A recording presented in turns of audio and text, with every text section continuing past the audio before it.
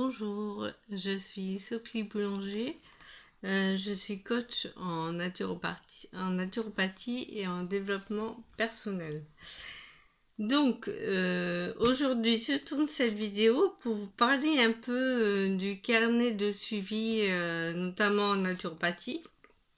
Alors, on peut créer un carnet de suivi pour d'autres choses, par exemple pour du suivi en ostéo, en neurofeedback, n'importe quoi en fait quand on va chez un praticien. Alors, c'est quoi le but de ce carnet? C'est de voir un peu notre progression au fil des séances et donc de pouvoir communiquer plus facilement avec le praticien qui vous verra sur plusieurs séances. Voilà, donc moi je voulais vous donner un petit peu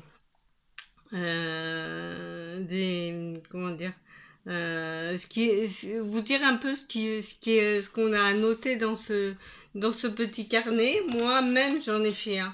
Voilà, pour mes suivis en séance réflexologie, ostéopathie. Voilà, au fur et à mesure, je notais un peu mes ressentis, etc.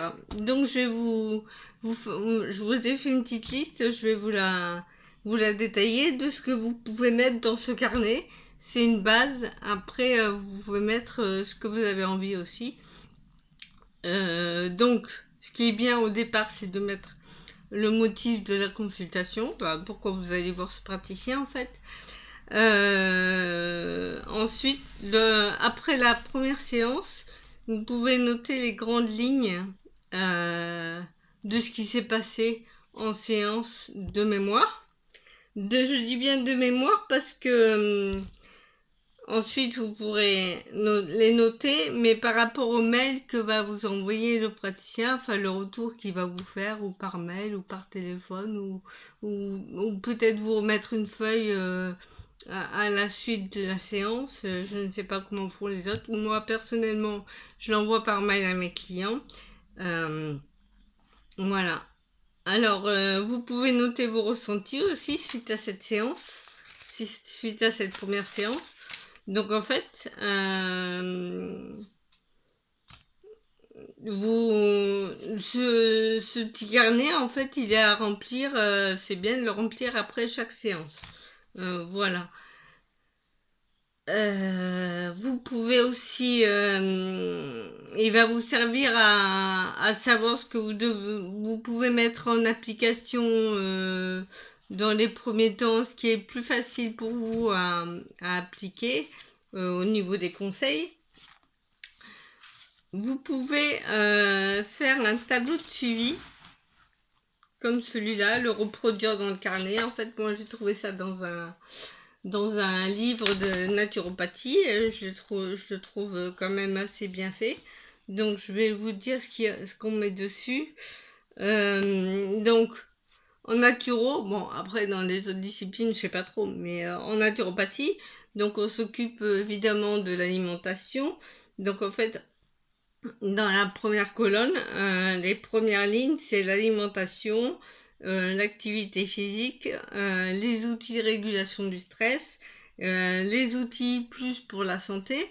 Après ça dépend de vous, hein, c'est propre à chacun. Donc, vous pouvez noter le jour dans une deuxième colonne en face de chaque alimentation, activité physique, stress, gestion du stress, etc. Vous notez le jour.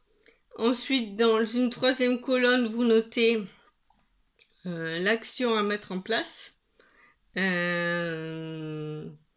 Dans une quatrième colonne, vous pouvez noter les effets positifs et ou alors les difficultés rencontrées éventuellement. Voilà, ça vous permet de savoir où vous en êtes. Ça vous permet de savoir où vous en êtes et surtout quand vous faites le bilan praticien, le retour, lui, il adapte sa séance et puis il sait ce qu'il faut travailler ou pas. Voilà. Vous pouvez mettre une page sur les plantes qui vous a prescrites. Alors ça peut être des tisanes, des huiles essentielles, les plantes qui vous correspondent en fait par rapport à vous, votre sensibilité ou votre problématique, le stress, le sommeil, le burn-out, je ne sais quoi encore. Voilà, et surtout celles qui vous correspondent, si vous avez par exemple si vous êtes enceinte ou si vous avez un problème de santé particulier, il y a des plantes à pas prendre du tout, hein. Donc c'est important d'aller voir un praticien pour savoir qu'est-ce qu'on peut prendre, pas prendre, voilà, ce qui est mieux de faire et comment le faire. Donc voilà, à compléter entre chaque séance ce petit carnet. Moi, ce que j'ai fait aussi, j'ai pas mal de bouquins sur la naturo, donc même avant de faire ma formation, je m'y intéressais beaucoup, donc j'avais beaucoup de bouquins. J'ai fait beaucoup de recherches sur internet aussi par rapport à ma problématique, par rapport aux angoisses et aux crises d'angoisse. Donc, quand vous faites des recherches, vous pouvez noter un complément d'information sur ce carnet. Notez ce qui vous convient, ce que vous aimez, ce que vous voulez intégrer à votre programme, etc. Voilà, après c'est à vous de l'agrémenter, un peu comme un livre de recettes de cuisine. Voilà, chacun met ce qu'il veut. Mais pour la base, ben, je voulais vous parler de ça. Voilà, ça vous donne une petite idée de ce que vous pouvez mettre dans ce carnet. Je vous remercie d'avoir visionné cette vidéo et je vous dis à bientôt dans une prochaine vidéo. Au revoir.